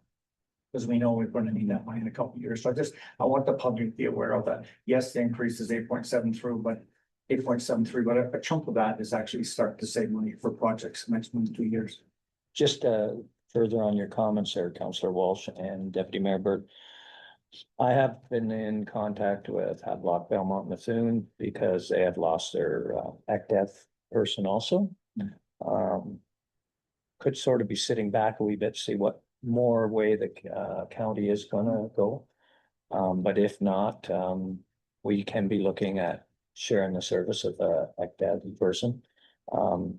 That person doesn't necessarily have to be at Havelock Belmont Methuen for 20 hours a week, or could be 10 there, it could be 10 here.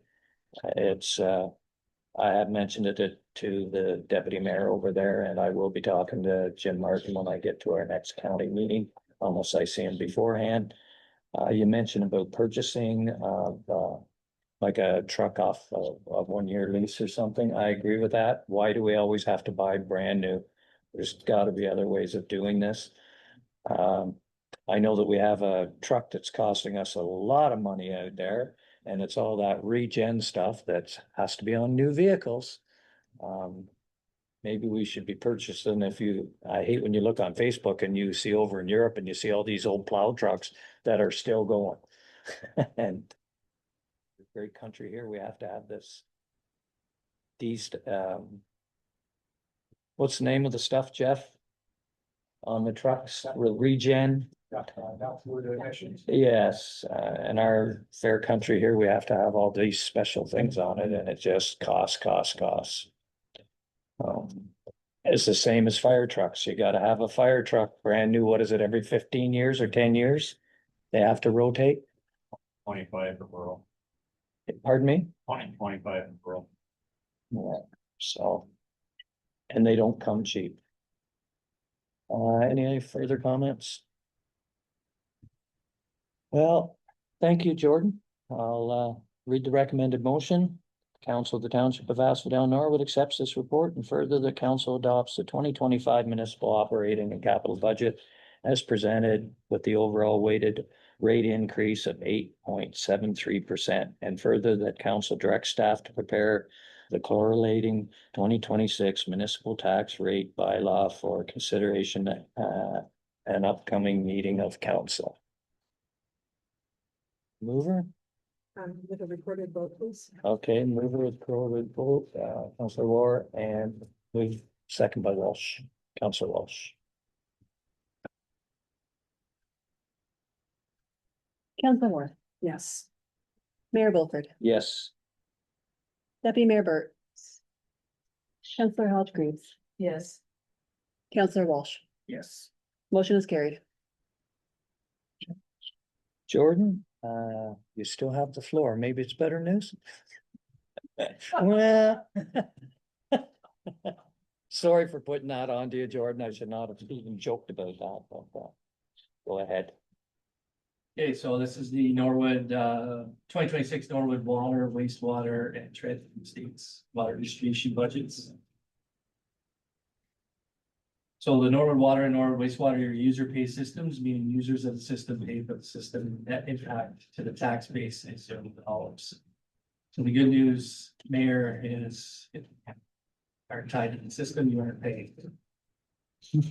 A quick overview of the system. So for Norwood water, there are 4 wells, 1 treatment facility, a disinfection system, chemical feed system for corrosion control, standby power, the new standpipe, as well as distribution piping.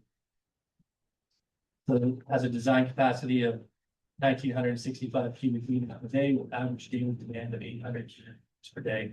And there are currently 1,100 meters installed in the village.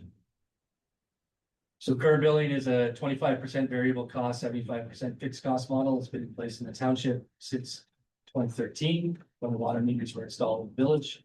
Just a reminder as we go through these slides, that billing is bi-monthly, so monthly rate information provided later in the presentation will need to be multiplied by 2 to estimate the cost per bill. So an annual budget pressure for the water department is the unfunded capital funding program. So unfunded capital projects, as you're aware through the draft process, are projects that have been paid for, but the cost of the projects has not yet come out of the township's accumulated surplus, thus leaving them unfunded. The financing plan allows for just under 64,000 to be included in the normal water budget until 2036 to clear the unfunded amount. Total amount that needs to be funded, $1,150,655. After 2026's contribution, the remaining unfunded balance is $573. $573,243. Next slide just lists unfunded projects. So we've got Ridge Street, King Street, a water meter upgrade in 2012, erosion control in 2011, water main replacement in 2008, as well as standpipe project 2020. So this slide highlights the revenue, operating expenses, and net capital and reserves budgets from 2025 to 2026. So for 2026, the budget proposes an increase in revenue of approximately $45,000, with operating expenses increasing by a little more than 48,000. Slight decrease in net capital and reserves offsets the revenue and expenses, resulting in $0 net cost for the system. Significant impacts for the water department in 2026 include staffing. So the 2026 budget has 3 full-time employees. The 2025 budget had a budget for 52 weeks for 2 full-time employees, 26 weeks for the 3rd employee. Capital projects for 2026 include the Highway 7 Services Project, which is part of our health and safety water stream funding application. So this is for the replacement of a water main and water services along Highway 7 in the village of Norwood. Funding announcements are expected in fall, winter 2025, and the township's portion will be funded through user fees and wastewater reserves, with the wastewater reserve providing an internal loan for some of the funds to the water department. The intention is the internal loan will be repaid in the next 2 budget cycles.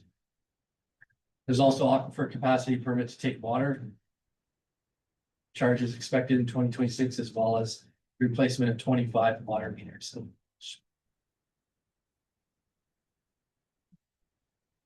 So this slide highlights the 2026 rates compared to the 2025 rates. So for 2026, you'll see a 4-cent increase in the variable rate and a $2.58 increase in the monthly. So what this means for users is seniors using 5 cubic meters per month will see an increase of $2.78. Families using 20 cubic meters per month will see an increase $3.38. And again, you'll need to multiply these amounts by 2 by a month. That's it for the Norwood water. You want to ask questions now, or you want me to go through all of them and? Are there any questions or comments? Any questions or comments on the Norwood line? No, continue forward.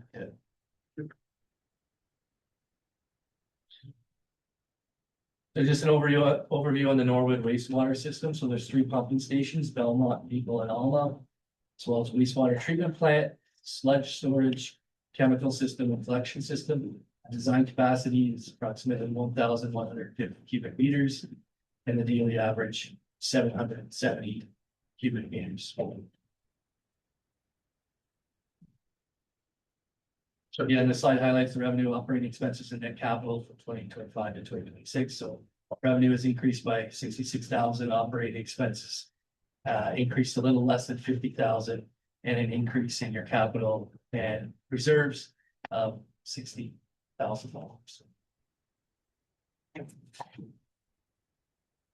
So key for the wastewater department in 2026, again, is it's the annualized staffing. So 3 full-time employees are watching for the full 52 weeks. We also have EPH phase 4 and County Road 40 upgrades. So these upgrades are expected to occur in 2026. We have a panel replacement at the wastewater treatment plant, a SCADA system upgrade, as well as a transfer to reserves.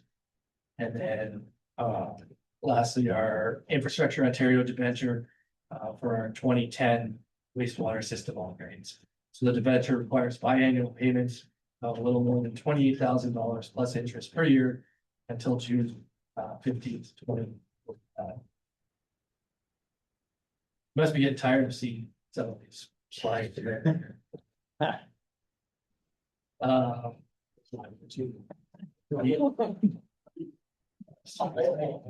Sound like the wife. So this slide here is the debenture from Infrastructure Ontario. So again, it matures in 2045. The balance is a little over $1 million. Biannual payments of $28,000 plus interest.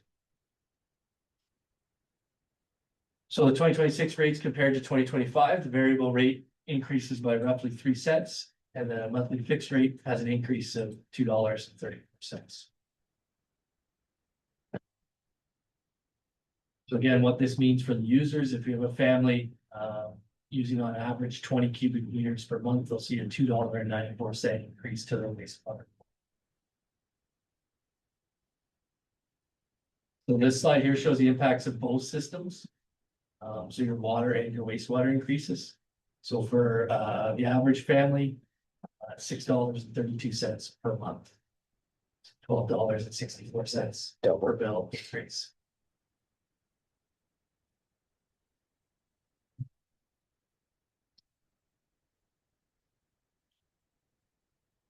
Questions? Okay, we'll move to Trenton States. So again, overview of the system. So there's a booster pumping station, standby power, distribution pumping, and meter chamber. Capacity is 165 cubic meters per day. Average daily usage of 30 cubic meters, 86 properties, 74 homes, 12 vacant lots. We purchased the water from Trent Hills. So again, this is a user pay system, meaning users of the Trent View system pay for the Trent View system. Trent Hills provides us with their 2026 pipe services rate and water consumption variable rate, and those costs are passed to the users of the Trent View system. So we don't, we just take the Trent Hills charge and we pass that along, won't increase the amount. There's also a fixed rate charge to users to cover the cost of operating the system. So that fixed charge essentially is our cost to operate the Trent View system that is passed to the users of the system. So from 2025 to 2026, so there's a slight increase in revenue. Required from usage charges to offset the increase in the operating expenses. And then we've drawn $1,900 from the Trent View Estates Reserve to help offset some of the additional costs. So again, a very small budget here. So any sort of increases significantly impact the users, which is why we went forward with the transfer from reserve. Okay, so the 2026 rates, you'll see an increase in the variable rate of 10 cents. Again, this is from Trent Hills, so it's kind of out of our out of our control. As well as the pipe charge increasing by 30 cents, and then the monthly fixed rate, an increase of $2.85.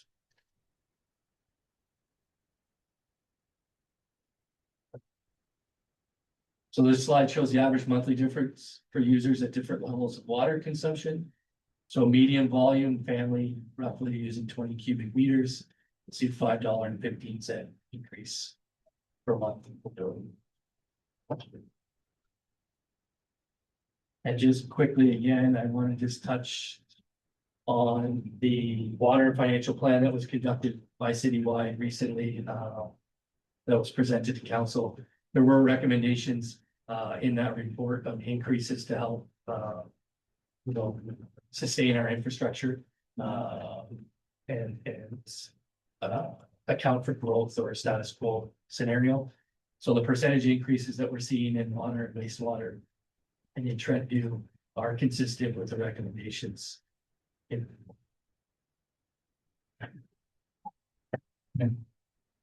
Councillor Walsh? Through you, Mayor. Sure, and that's based on the expansion plan or status quo?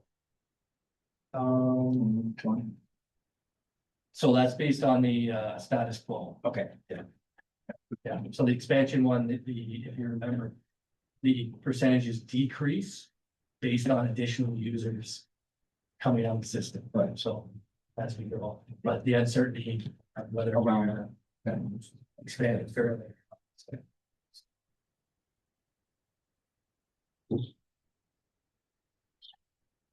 Any further questions of Jordan? No? Okay. I'll read the recommended motion that the council of the township of Asphodel-Norwood accepts these presentations, and further the council adopts the 2026 Norwood Water, 2026 Norwood Wastewater, and 2026 Trent View Estates distribution budgets as presented. And then further, the council directs staff to prepare the correlating Norwood Water, Norwood Wastewater, and Trent View Estates distribution rate bylaws for its consideration at an upcoming meeting of council. Deputy Mayor Bird? Recorded vote, seconder, Councillor Hodge Graves.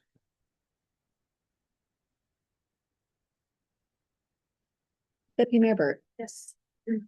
Councillor Hodgson, Yes. Councillor Walsh, Yes.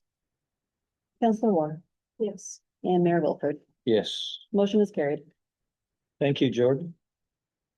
Yes, go ahead. Mark. Mr. Mayor, if I might just say a couple words, I've teased him a lot through this process. I really feel like, I really need to say Justin or Jordan. Justin. Jordan has done a fantastic job this whole process, and I can't count the number of times where he's come to my office and said, what if we tried this? What if we did that? And almost all of those suggestions resulted in a reduced levy requirement. And so he's done an incredible job through the process. In the end, it's a service department that he's in, or he really tries to get enough funds so that the others can all do the great work that they do. And he's taken that really seriously. He's put in more hours than I would even care to count. Lots of night meetings, lots of night in office, lots of weekends. And can't thank him enough. He's done for John. Very good. Thank you. But it sounds like he's trying to blame me for some of it. Management is Right. no, mine. Good job. Okay, moving along, correspondence for action. Peterborough County OPP Detachment Board. The correspondence for action is what's council's wishes with respect to C10, the Peterborough County OPP Detachment 2026 to 2029 local action plan. Do we have any feedback at this time or just received for information? Deputy Mayor Bird. Thank you. I actually do have some feedback. I looked through it and this is already happening, but I didn't see it anywhere in the plan. And part of it is that the OPP has been supporting the local farm and agricultural community with farm safety projects and just education with the public with farm equipment and road safety through with the PCFA and with the county. I didn't see that in there, so I think that would be an important part under the traffic or whatever that heading is. So I wouldn't mind seeing that added, whatever that wording is, but if you could send that to them, I think it's an important piece that we've been, Yeah. through the PCFA, we've been working very well with the OPP on that for about 3 years. So I'd like to see that in there. Thank you.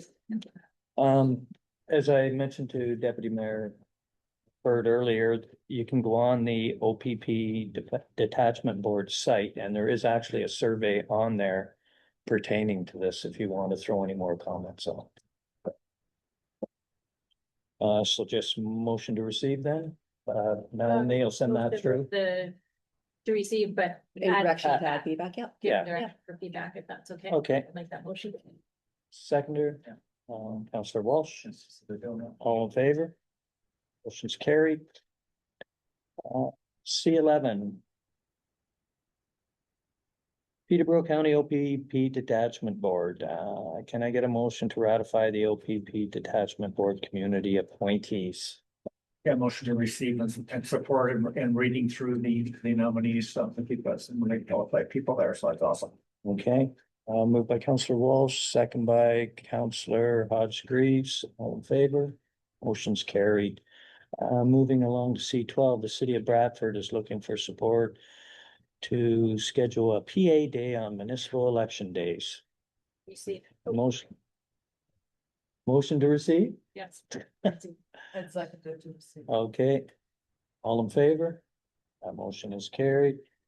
Council liaison reports, does any councillors have anything to report? Council War. Thank you, through you, Mayor. Just one thing, the Cultural Heritage did our last event with the library. It was a family craft night. And there was 39 registered participants for that night, which was held at the Westwood Library. Really good turnout. I believe 36, one family couldn't make it last minute, but looks like there's a poll going around, so I'm sure that they couldn't make it for one reason or another, but no, that was our last event, so well attended. Anyone else? No? Okay. General business. Anybody have any general business? Deputy Mayor Bird. Thank you, and through you, I guess this is a question for maybe Ed, I'm not sure. So there were some changes to the Drainage Act this week, but in regards to the railway crossings and how the drainage has been put on the backs of the municipalities, and now it's come through the courts that no, the railways are responsible. Do we have any crossings where we've spent, a lot of money on, maybe this is for Jeff too, when it comes to drainage? And I'm just wondering if this affects us or not. Mayor, this would be a perfect question for Jeff. Okay. And if you, so that's all right, I'm just curious.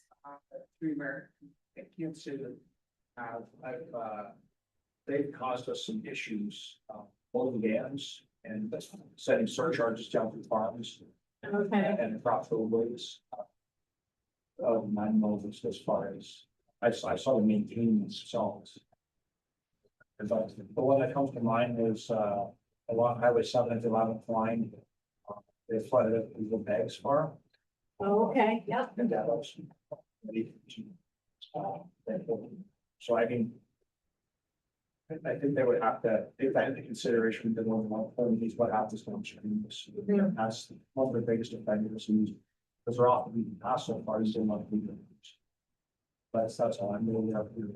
Okay, thank you. Council Walsh. Just piggyback on that was, I have the same question now, whether it's because of that ruling coming down, because it kind of sounded like CP just said. Responsibility with this court ruling, which I'm sure they'll appeal, did indicate that. Yeah, you guys are on the hook and you need to be part of the process. And so it was, same questions of it, are we impacted at all? So it sounds like maybe not, maybe a little bit in the past, but nothing right now. So, thank you, Jeff. Anything else, Council Ward? Yes, thank you, Mayor. I had a couple of people reach out and asked about the local loader, and I understand that's not happening this year, and which is fine. And I know that the firefighters were very successful with their food drive on the parade night, and I was wondering if around this table that we can help in any way, with a food drive next year. Like if there's some, I don't know, with the load the loader and the firefighters, like a combined night. It looks like the night markets work well with the parade. Maybe that's something else, that another layer that can be added in for collaboration. I don't know. I just thought I'd throw that out there because I had a couple people reach out to me about the load the loader. Okay. Just something to think about, yeah. Maybe there's support around the table.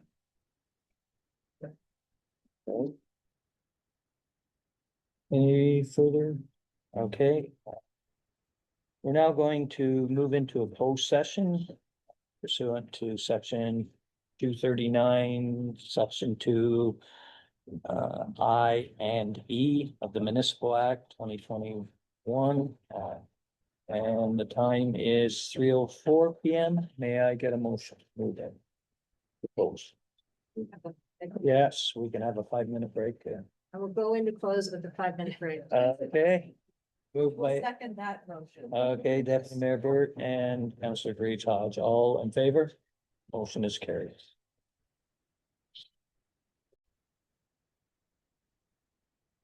We are back in open session and the time is 4 o'clock. We have no notices of just a second. We're back in open session. The time is 4 o'clock and we do have a motion to bring forward. It's to deal with our waste and organics program. The recommended motion is that the presentation from Carrie Snoddy from the County of Peterborough regarding the results of the garbage and organics negotiable request for proposal be received, and that the Asphodel-Norwood does not wish to upload garbage collection services to the County of Peterborough or support the award of the negotiable request for proposal for the garbage and organics program. Can I have a mover for that? Councillor Walsh, Councillor Ward. Any further comments? All in favor? Motion's carried.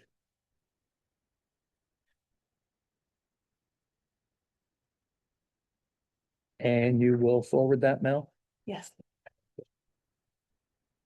We have no notice of motions today that I've been told about or anything. Moving along to bylaws, 2025-53, Mel. Thank you, Mayor, and through you. That the bylaw to govern the proceedings of the Council of the Corporation of the Township of Asphodel-Norwood be read a first, second, and third time and numbered 2025-53. Deputy Mayor Burt and Councillor Walsh, all in favor? And motion's carried. That the bylaw to amend bylaw number 2009-8 as amended, being a bylaw to regulate the use of land and the use and direction of buildings and structures within the Township of Asphodel-Norwood, be read a first, second, and third time and numbered 2025-54. Councillor Ward.